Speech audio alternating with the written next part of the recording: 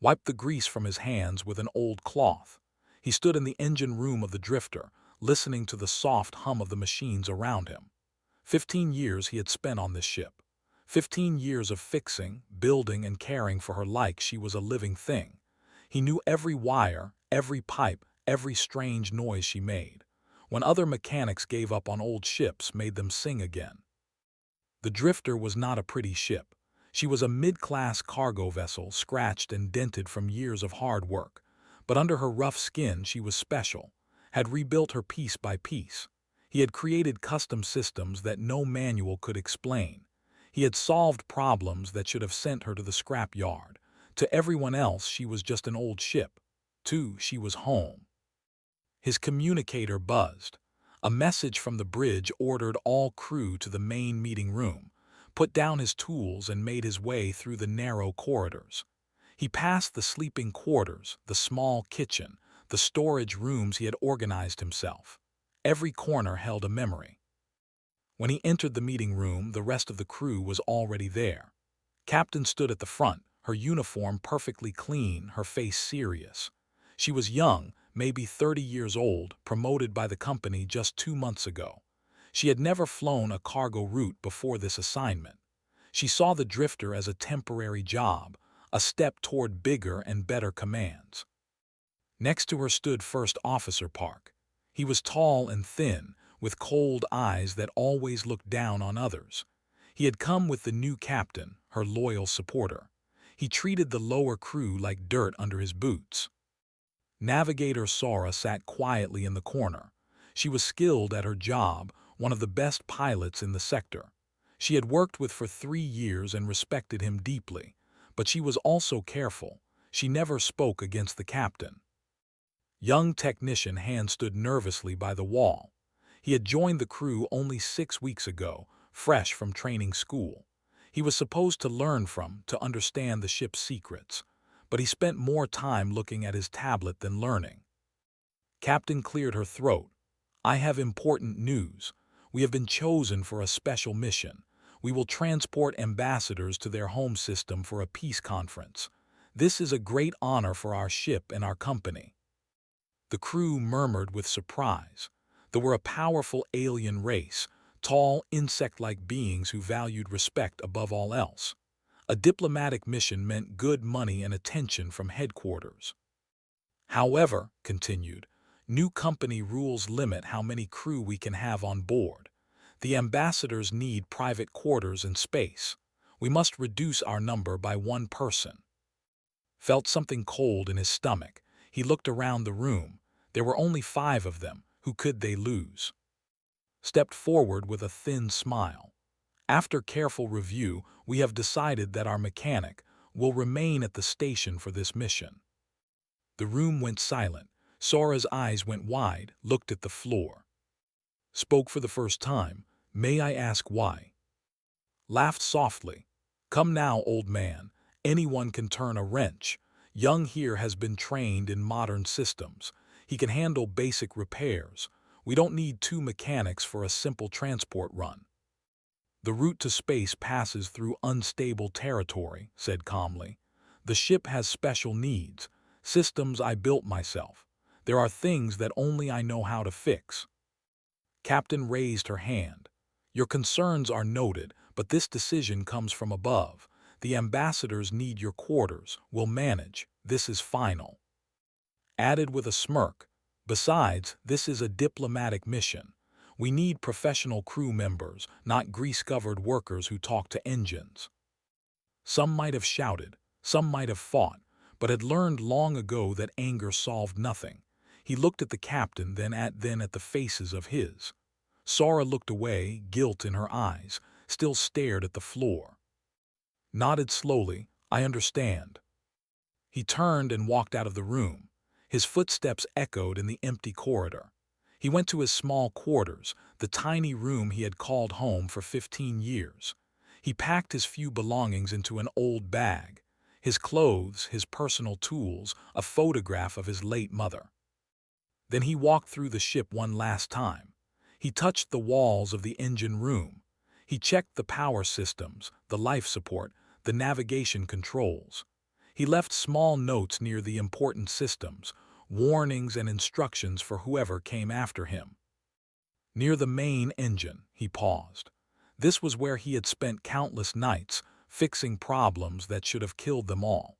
This was where he had saved the ship during the plasma storm of Year 3, where he had rebuilt the core after the pirate attack in Year 7. "Take care of yourself, old friend," he whispered to the metal walls. "I hope they treat you well." He walked down the boarding ramp for the last time. Behind him, he heard laughing with someone on the bridge. He heard Captain giving orders in her confident voice. Stepped onto the cold metal floor of Orbital Station Kappa 7. The boarding ramp closed behind him. The drifter's engines began to warm up. He stood there and watched as his ship, his home, his life's work, slowly pulled away from the dock. He watched until she disappeared into the black emptiness of space, then picked up his bag and walked away, alone. The drifter moved through space like a metal whale swimming through an ocean of stars. 12 hours had passed since they left the station.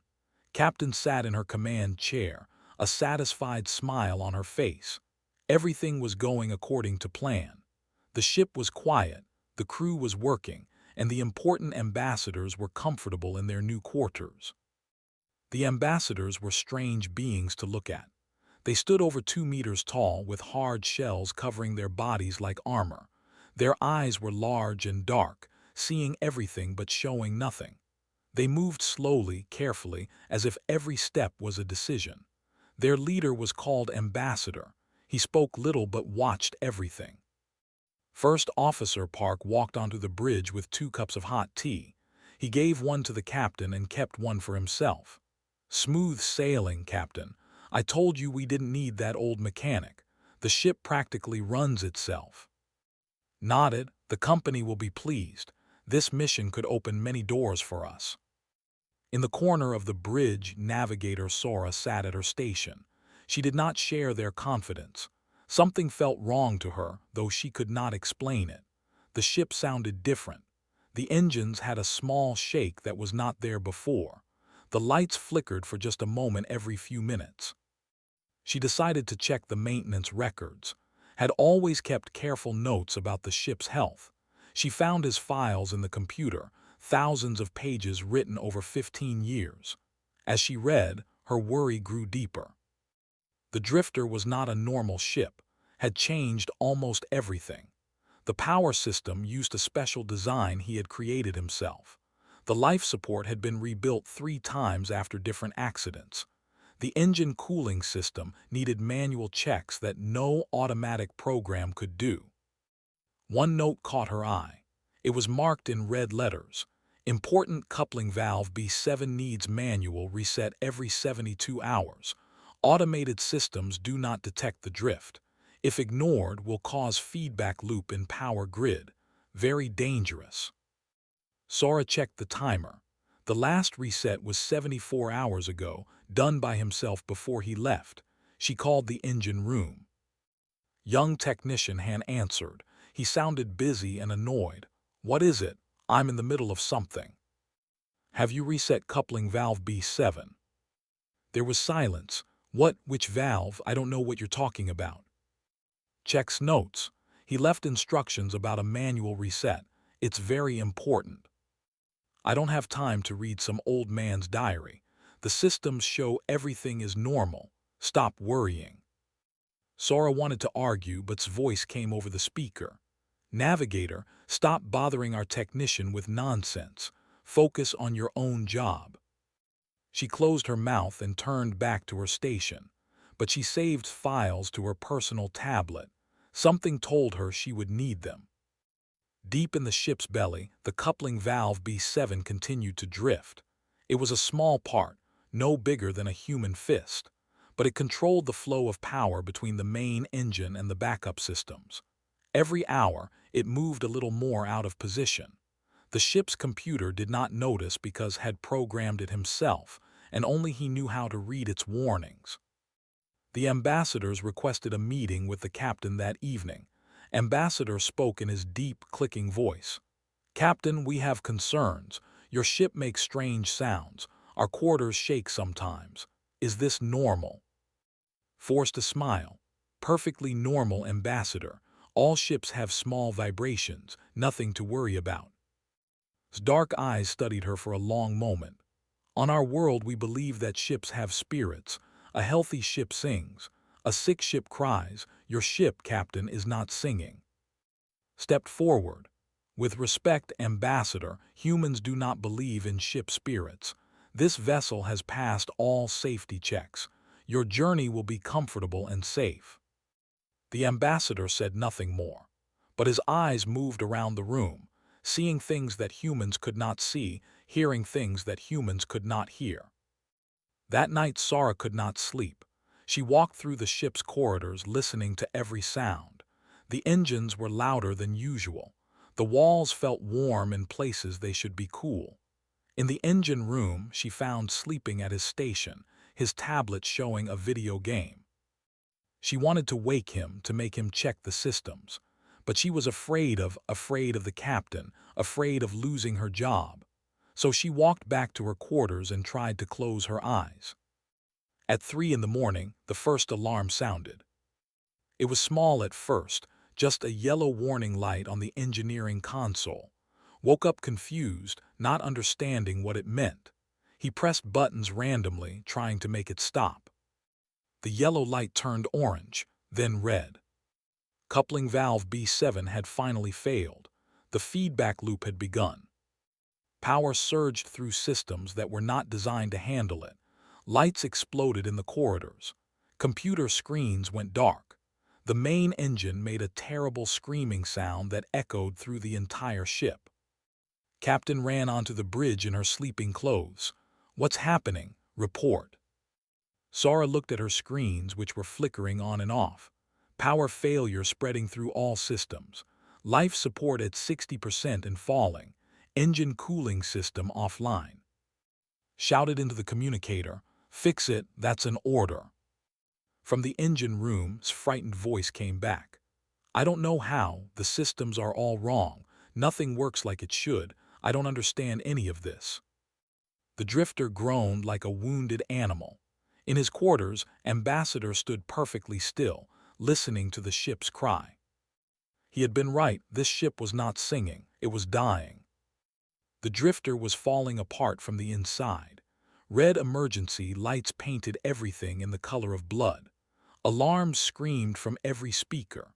The floor shook under their feet as systems failed one after another, like dominoes falling in a line that would not stop. Captain stood on her bridge, watching her command crumble around her. Smoke filled the air. Sparks flew from broken panels. Her perfect uniform was now dirty with sweat and fear. She shouted into the communicator, "What is happening down there?" The young technician's voice came back broken and shaking. "I can't stop it, Captain. Every time I fix one thing, 2 more break. The power systems are all connected in ways I've never seen. It's like the whole ship is fighting me." Navigator Sara worked at her station, trying to save what she could. She had pulled up some maintenance notes, but there were too many pages, too many custom systems, too many secrets that only the old mechanic understood. "Life support down to 40%, she reported. "We have maybe 6 hours of air left. Engine cooling is completely dead. If the main engine overheats, it will explode." First Officer Park's face was white as paper. All his arrogance had disappeared. He stood in the corner of the bridge, useless, watching the disaster he had helped create. The ship gave another terrible shake. Somewhere deep inside, metal screamed against metal. A pipe burst in the corridor, filling the air with steam. "We need to call for help," said. "Open all communication channels." Sora tried, but nothing happened. "Communications are down, Captain. The feedback loop has destroyed the main antenna. I can't reach anyone." Down in the cargo area, the 3 ambassadors stood together.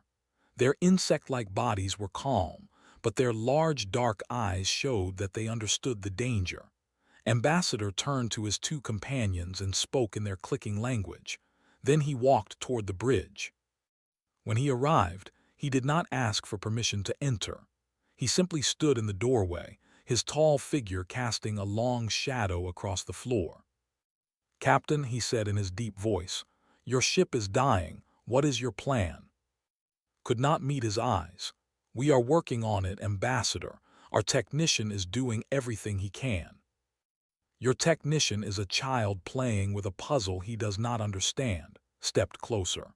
"I have studied your crew files. You had another mechanic, an old man who had been with this ship for 15 years. Where is he?" Finally spoke. "He was not needed for this mission. We left him at the station." The ambassador's dark eyes fixed on like a hunter watching its prey. "Not needed. That man's hands built half of this ship. His mind understood every wire and every bolt, and you left him behind." Tried to defend herself. "The company rules said we had too many crew. We needed to make space for your quarters, Ambassador. It was a difficult decision." "It was a foolish decision," said without mercy. "On my world, a ship bonded is treated with the highest respect. They are the keepers of metal souls. They speak the language of machines. To throw away such a person is like cutting off your own hand because you don't like the color of your fingernails." The ship shook again, harder this time. The lights flickered and went out completely for 3 long seconds before emergency power kicked back in. Sora suddenly had an idea. She dug through files and found something labeled Emergency Beacon Backup. She read quickly. Had built a secret backup communication system years ago, hidden in a part of the ship that most people never visited. It was weak, only good for short messages, but it might be enough. "Captain," she called out, "there might be a way to send a signal, but I need to go to the secondary storage room to activate it." Nodded without really listening. Her eyes were empty, her confidence destroyed. Stood like a statue, still and silent. Sora ran through the broken corridors. The air was getting thinner and hotter. She passed frightened crew members trying to seal broken pipes. She passed rooms filled with smoke and sparks. The ship was crying out in pain all around her. She found the backup beacon hidden behind a wall panel, exactly where notes said it would be. It was a small device, old and dusty, but when she turned it on, a tiny green light began to blink. With shaking hands, she typed a message. "SDARFALL Drifter Total System Failure VLRATH AMBASSADORS ON Board Life Support Critical. Please help." She set the beacon to repeat the message over and over. She had no idea if anyone would hear it. They were in empty space, far from any station or trade route. Back on the bridge, had finally come up from the engine room. His face was covered in grease and burns. His hands were bleeding from trying to fix machines he did not understand. "I'm sorry," he said, his voice breaking. "I'm so sorry. I thought I could do it. I thought the training was enough. But this ship, she's not like any ship I've ever seen. She's like a living thing, and I don't speak her language." Turned away, unable to face the consequences of his words. "Anyone can turn a wrench," he had said. Now those words tasted like poison in his mouth. Captain sat down in her command chair. She looked at the damage reports, the failing systems, the countdown to death. 6 hours of air, maybe less. "What have I done?" she whispered. "What have I done?" In the cold darkness of space, the drifter drifted alone, her heart breaking, waiting for a miracle that might never come. Orbital Station Kappa 7 never slept. Ships came and went at all hours, carrying goods and people across the galaxy. In the busy docking area, workers shouted orders, machines hummed with power, and life continued its endless rhythm. Sat in a small repair shop on the lower level of the station. The shop belonged to an old friend who had given him temporary work. The pay was small, the jobs were simple, but it was honest work. He fixed broken shuttles, replaced worn parts, and kept his hands busy so his heart would not ache too much. 2 days had passed since the drifter left without him. 2 days of quiet work and quieter nights. He did not speak much. He did not complain, but everyone who knew him could see the sadness in his eyes. A young dock worker named Shin often brought him tea during his breaks. She was curious about the quiet old mechanic who worked with such careful hands. One afternoon, she sat down next to him while he ate his simple lunch. "Uncle," she said, using the respectful term for an older man, "they say you used to work on a famous cargo ship, the Drifter. Is it true?" Looked at his food for a long moment before answering.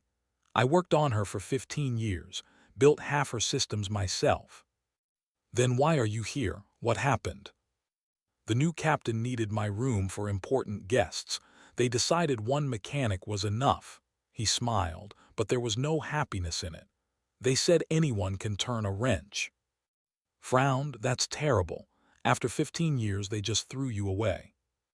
"It's not about me. I'm old. I can find other work, but the ship—" He stopped and shook his head. "She needs special care. She's not like other ships. I hope they understand that." In his small room that night could not sleep. He kept thinking about the Drifter. Was the new technician checking the coupling valves? Was he running the special cooling program for the engine? Was he talking to the ship, telling her that everything would be okay?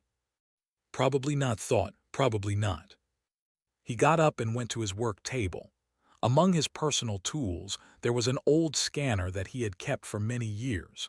It was designed to pick up weak signals, the kind that most equipment missed. He had built it himself long ago, when he was young and full of dreams about exploring the stars. He turned it on more out of habit than hope. Static filled the small speaker, nothing unusual. Then, just as he was about to turn it off, he heard something.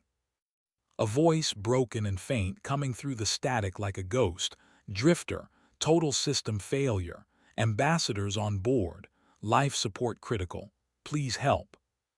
His heart stopped. He adjusted the scanner, trying to clear the signal. The message repeated, each word cutting into him like a knife. "Please help, please help." He knew that voice. It was Navigator Sora. She had found his backup beacon. Stood completely still for a long moment. His mind raced with thoughts and feelings. They had thrown him away like garbage. They had laughed at him, called him useless. They had taken his home and left him with nothing. Part of him wanted to ignore the signal. Let them suffer. Let them learn what happens when you discard people who keep you alive. Let them burn in the cold dark of space. But then he thought of the ship. The Drifter had done nothing wrong. She was his creation, his partner, his child. She was dying out there, alone and afraid, with no one who understood her pain. And there were innocent people on board. The ambassadors had not made the decision to leave him behind. Young was just a scared kid in over his head. Even Sora, who had stayed silent when they threw him out, had at least tried to learn his ways. Could he really let them die? Found him an hour later, packing his tools with furious speed. "Uncle, what's happening?" "My ship is dying, I have to go." "But after what they did to you?" Stopped and looked at her. His eyes were bright with something she had never seen before: purpose, determination, love. "The ship never did anything wrong," he said. "She's just sick, and I'm the only doctor she knows." He ran to the main docking area and found Officer No, a security officer who owed him many favors, had fixed his personal shuttle 100 times without asking for payment. Now he needed that kindness returned. "I need a fast ship," said. "Right now, no questions." Looked at the old mechanic's face and did not hesitate. "Bay 12, the courier, keys are inside, bring her back in one piece." Grabbed his friend's hand in thanks, then ran to Bay 12. The courier was a small, fast ship designed for emergency deliveries. She was not pretty, but she was quick. He jumped into the pilot seat and started the engines. His hands moved across the controls with the skill of a man who had spent his whole life among machines. "Hold on, old friend," he whispered as the ship launched into space. "I'm coming. Just hold on a little longer." The stars blurred around him as the courier raced toward the nebula. Somewhere out there, the Drifter was dying. Her lights were fading. Her air was running out. Her crew was losing hope. But hope was coming. Hope in the form of an old mechanic with greasy hands and a heart that would not let go. The drifter floated in the darkness like a wounded bird. Her lights flickered weakly. Her engines were silent. Inside, the air was thin and cold, and the crew had gathered on the bridge to share what little warmth remained. Captain sat in her command chair, but she no longer looked like a captain. Her eyes were empty. Her hands shook. The weight of her mistake pressed down on her like a mountain. Navigator Sora watched the oxygen counter slowly drop. 2 hours left, maybe less. First Officer Park had not spoken in hours. He sat against the wall, staring at nothing, lost in his own guilt. Young Technician Han had tried everything he knew. His hands were burned and bleeding. His training had failed him. He had finally understood that some things cannot be learned from books. Ambassador and the other stood silently, watching their human companions face death. They did not blame anyone out loud. They did not need to. The truth was already heavy enough. Then Sora saw something on her screen. A small light, moving fast, coming toward them. "Captain," she said, her voice rough from the dry air, "there's a ship approaching." Looked up slowly. "Rescue from the station." "I don't know, it's too small. It looks like a courier vessel." A message came through the weak speakers, broken but clear. "Drifter, this is, prepare for docking. I'm coming home." The bridge went completely silent. His face went white, covered her mouth with her hand. Sora felt tears running down her cheeks. He came back. After everything they did, he came back. The courier vessel connected to the emergency docking port. A few minutes later, footsteps echoed in the corridor. Then the bridge door opened and walked in. He looked the same as always. Old work clothes, greasy hands, worn tool bag over his shoulder. But there was something different in his eyes, something hard and bright like steel that had been tested in fire. He did not look at the captain. He did not look at. He walked past them without a word, heading for the engine room. The crew followed him in silence, too ashamed to speak. In the engine room, stopped and placed his hand on the main console. He closed his eyes and listened to the ship's weak heartbeat. Then he opened his tool bag and began to work. For 3 hours, he moved through the ship like a ghost. He fixed the coupling valve that had started the disaster. He repaired the power lines that had connected wrong. He reset systems that had been screaming for attention for days. He talked softly to the machines as he worked, whispering words that no one else could hear. I know, it hurts, but I'm here now, let me help you, let me make it better." Watched with wide eyes. This was not the same as his training. This was something deeper, something almost magical. Did not just fix machines, he understood them, he felt them, he loved them. Sora helped where she could, bringing tools and holding lights. She had studied his notes. She had tried to learn. Now she saw how far she still had to go. One by one, the ship systems came back to life. The lights stopped flickering and grew strong. The air became fresh and warm. The engines hummed with a sound like a song, like a happy sigh, like a creature waking from a terrible nightmare. Finally stood up and wiped his hands. "She'll live," he said simply, "but she needs rest. The trip back to the station should be gentle." Ambassador stepped forward. His dark eyes studied the old mechanic with new respect. "You," he said, "you are the one who healed this vessel." Shrugged, "I just know her quirks. On our world we have a name for people like you, ship bonded. It is a sacred role, the highest honor a person can receive." Turned to look at Captain, who could not meet his gaze. "Your captain made a terrible mistake. She threw away the heart of her ship. Our official report will note that the drifter's true master is not the one wearing the captain's badge." Finally found his voice. We. Raised his hand. "I didn't come back for apologies. I came back because this ship deserved better than to die in the dark." He looked at the crew, one face at a time. "She didn't leave me behind. You did, but she still needed me, so here I am." He walked to the main console and typed a few commands. Then he pulled out a small paper note and placed it next to the keyboard. "I'll fly back to the station on the courier. Young, you stay and watch the engines. Read my notes, all of them. Learn to listen before you touch." Nodded quickly, too ashamed to speak. Headed for the door. Before he left, he placed his hand on the wall one more time. "You're going to be okay, old friend. I'll see you when you get back."